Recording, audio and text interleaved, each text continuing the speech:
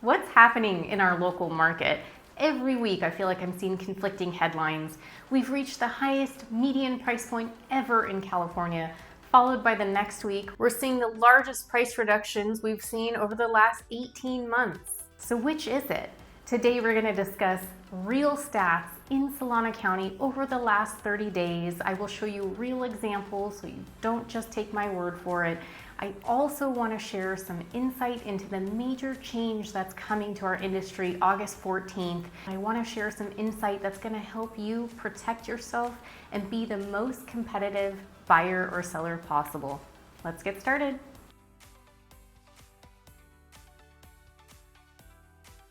Hey everyone, welcome back to my channel. I'm Erica Monroe. I'm a realtor in the Bay Area and I specialize in Solano County. I want to dive right in. We've got so much to cover. I want to focus on the last 30 days, so mid-May through mid-June, to give you real-time insight. Yes, it's important to know what homes sold for in the beginning of the year. If you have financing, of course, you're going to have to understand how a home will appraise. However, that's not necessarily going to help you understand market value and how to be the most competitive buyer or seller right now. So over the last 30 days in Solano County, there have been about 270, 280 sales. So it's still an active market. Most houses have taken anywhere between 26 and about 40 days to sell. So buyers, if you see a house on market for 30 plus days, that's not necessarily unusual.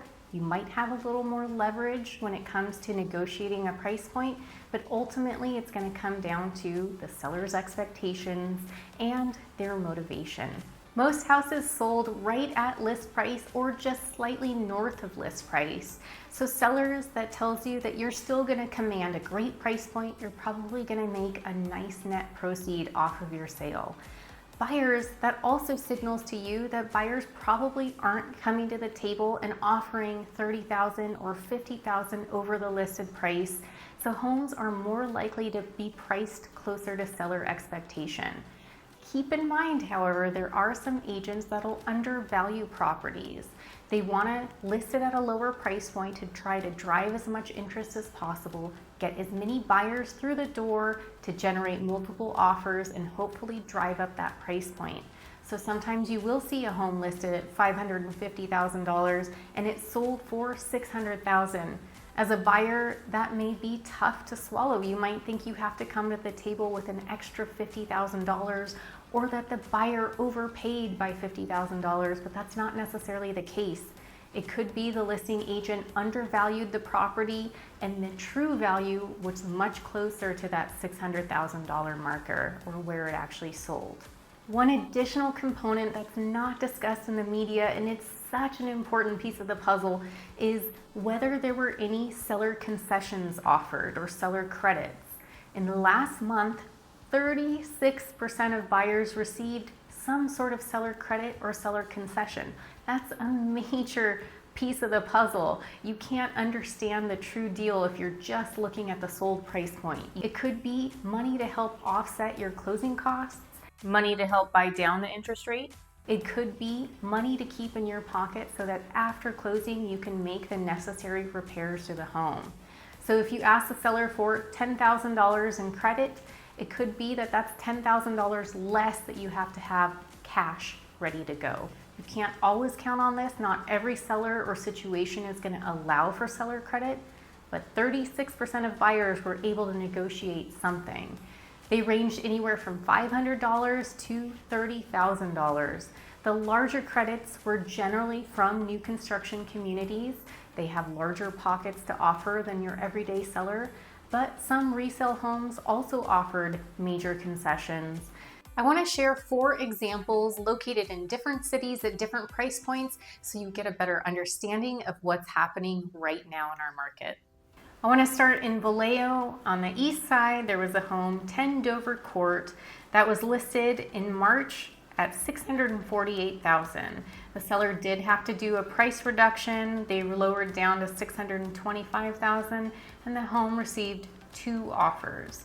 The seller did provide seller concessions, so money towards closing costs at $11,714. The house did close at $625,000, which is technically the new list price. So as I mentioned, just knowing that homes closing at list price doesn't show you the full picture.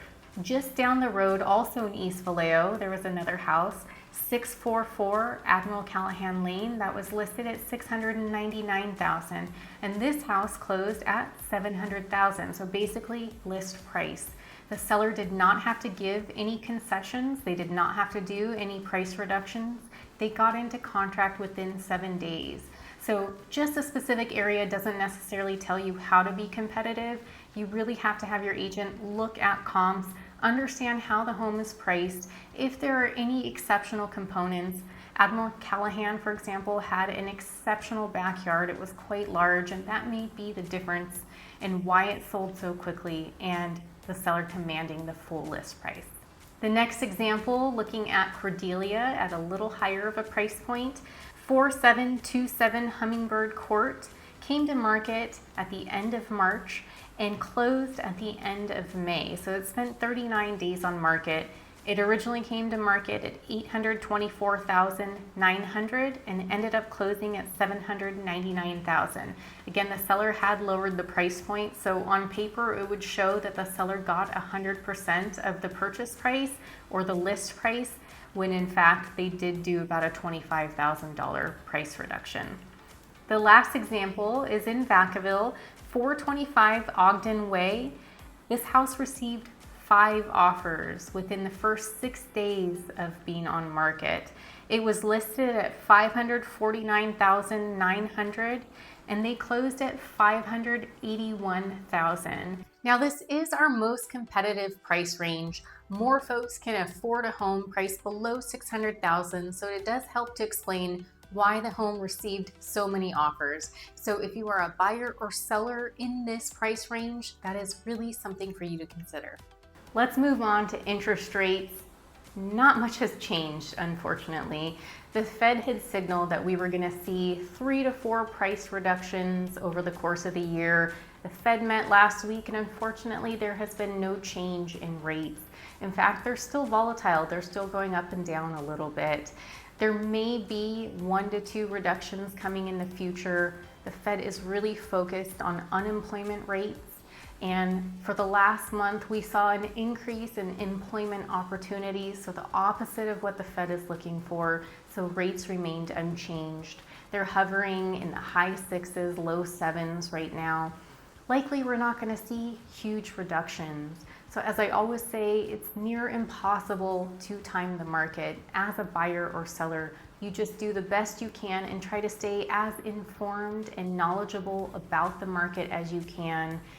Lastly, I want to take some time to begin the conversation about the major change that's coming our way. As of August 14th, all buyers are going to have to sign a buyer-broker agreement. That's essentially a contract to work with a specific agent. Now, there's still information trickling out, but I want to give you some good insight and give you some understanding about what to expect. So buyer-broker agreements are nothing new. They've been in our industry for a long time. They just weren't necessarily enforced by every broker or agent. And this contract has 2 variations. One is called a non-exclusive contract and one is called an exclusive contract. Non-exclusive, just as it sounds, means that you may be able to work with more than one agent. A broker would have to prove broker involvement in order to be entitled to the commission. So they would have to be able to prove that they showed you the property, they wrote the offer for you, or they sent a market analysis specific to that property. And an exclusive is committing to one specific agent. Both options allow you to decide the time frame. It can be as little as 1 day, a couple weeks, it can be up to 3 months and extended from there, but the cancellation periods are a little different. So for non-exclusive agency, you can cancel unilaterally. Just the buyer or just the agent can cancel, and that cancellation is effective immediately. With exclusive contracts, the cancellation period is going to be 30 days. The cancellation period can be negotiated. You're unlikely to be able to negotiate a 1-day cancellation like the non-exclusive because agents spend a lot of time and energy invested into you to do market analyses, to show you properties, to procure the best list of homes that meet all your criteria. And that just gives a little protection for agents so that you don't just cancel and go write a contract with somebody else. Non-exclusive and exclusive can be right for different scenarios. One thing I would consider with non-exclusive is that if a broker can prove broker involvement into the home that you purchased, even if you didn't work with them to close on the house, they may be entitled to the commission. So let's break that down a little bit. Let's say Agent Tim, the guy you called on Zillow, he picked up the phone, he's gonna show you the property, he does the market analysis for you, and you end up writing a contract on that specific house with Agent Sally, who you met the next day. Agent Tim may be entitled to that commission because he was the procuring cause, or could potentially prove that he was the procuring cause. You would potentially be in a sticky situation that you probably don't want to deal with. So my biggest point to drive home is that you should do your due diligence up front. You should be having conversations with agents up front. Make sure you understand how they communicate, how well do they know the industry, the local market, so that you're not in a scenario where you love the house that Agent Tim showed you and you don't necessarily love him and you feel forced to have to work with him because he was involved in that process. Another major component, which you're probably thinking, Erica, hurry up and get to, is that the buyer-broker agreement also stipulates how a buyer's agent receives payment.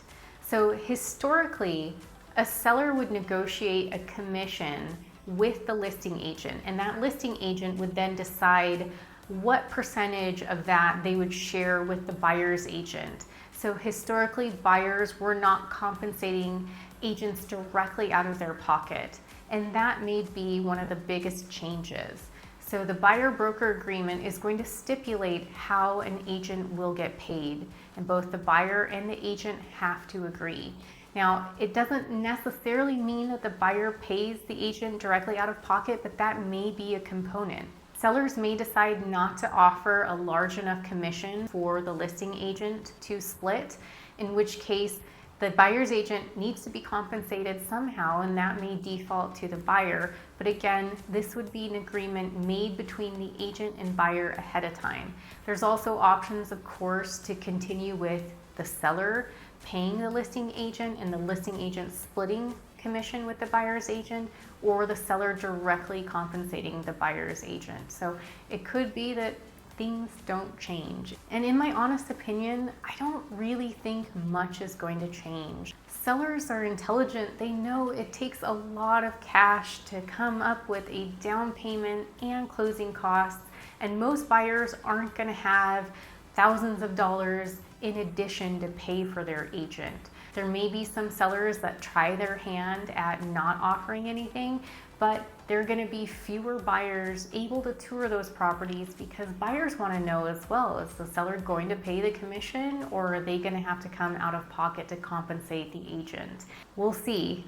Only time will tell. I don't have a crystal ball, but as information develops, I'll do my very best to keep you informed, but also do your due diligence to make sure you understand what you're committing to upfront before you sign those contracts.